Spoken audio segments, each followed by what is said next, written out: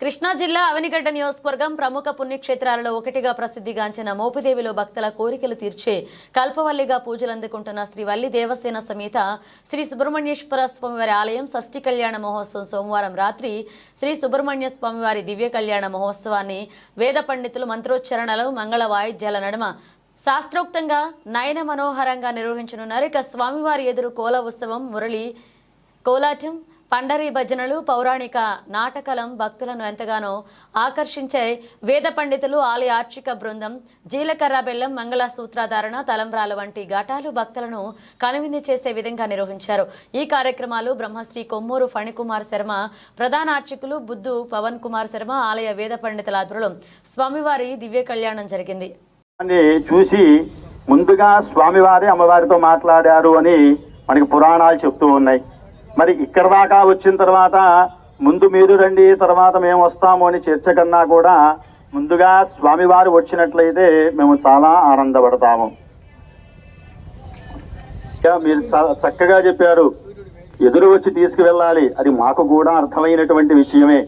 అయితే మీరు ఇందాక చెప్పినటువంటి విషయంలో సూర్య సమానము అని చెప్పారు. సూర్యుడు ఎంత వేడిగా ఉంటారండి, మరి మేము చల్లబరచాలి అంటే మరి అమ్మవారి దగ్గరికే రావాలి, చంద్ర సమాన సంస్థిత కదా. కాబట్టి చల్లదైనటువంటి మధుపానీయాలన్నీ కూడా మేము ఇస్తాము. కాబట్టి చక్కగా ముందుకు రావాల్సిందిగా కోరుచున్నాము. 2 అడుగులు ముందుకు వచ్చాము, మీరు 10 అడుగులు ముందుకు రావాల్సిందిగా కోరుచున్నాము.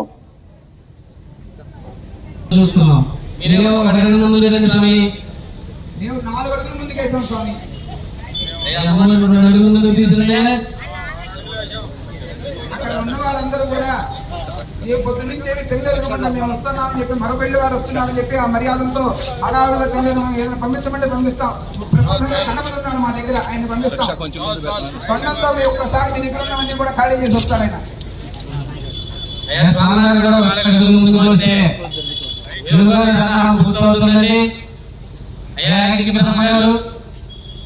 శరీరం నిండా భావనలు ఉన్నాయి, ఏ భావంతో ఆయన చూస్తే ఆయన ఆ భావంలో కనబడతాడు. అటువంటి మహానుభావుడు పరమశివుడు. ఆ పరమేశ్వరుడు అంశాలతో జన్మించిన వారు శ్రీ సుబ్రహ్మణ్యేశ్వర స్వామి గారు. ఆయన తక్కువే కాదు, ఈయనకి దక్షయజ్ఞానంతరము సర్వ సృష్టి కూడా అయిపోయిన సమయంలో ప్రణాక్షరాన్ని ఇచ్చిన కుమారుడు ఆయనకే. అందుకనే గుగ్గులు అన్నారు సుబ్రహ్మణ్యేశ్వర స్వామి గారికి. ఆయన అనేక నామధేయాలు ఉన్నాయి. అందులో ఈ మోహినీపురంలో లింగ రూపంలో ఆయన విరాజిస్తున్నారంటే ఈ గ్రామస్తులందరూ కూడా చేసుకున్న పూర్వజన్మ సుకృతం అని చెప్పుకోవాలి.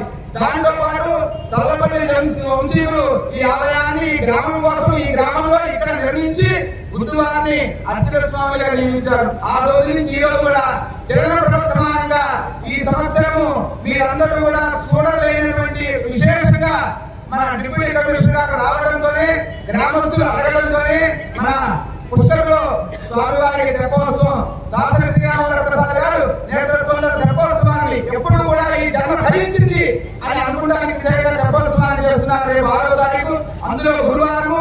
ఆ రోజున స్వామివారికి చాలా విశేషంగా వేదసభ నవనూరి విశ్వనాథ్ గారి ఆధ్వర్యంలో వేద విద్వత్సభ జరుగుతుంది. ఇవన్నీ కూడా గత కాలంలో ఉన్నాయా అంటే ఉన్నాయి.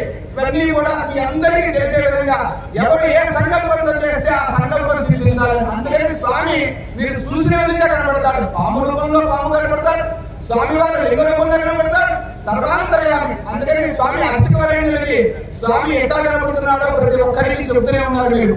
దాంతో పాటు మేము కూడా తగ్గిస్తూనే ఉన్నాం.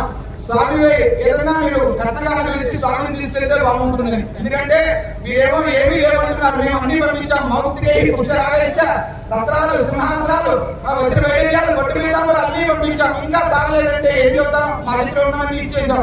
ఇంకా కావాలంటే అక్కడ దేవాలయ శాఖ వారు ఉన్నారు, వారితో పాటు సూపరింటెండెంట్ గారు ఉన్నారు. వీళ్ళందరినీ కూడా అడిగి మీకు ఆభరణాలు కావాలని తీసుకోండి. మా దగ్గర ఉన్న ఆస్తులన్నీ రాసి ఇచ్చేసాం మీకు.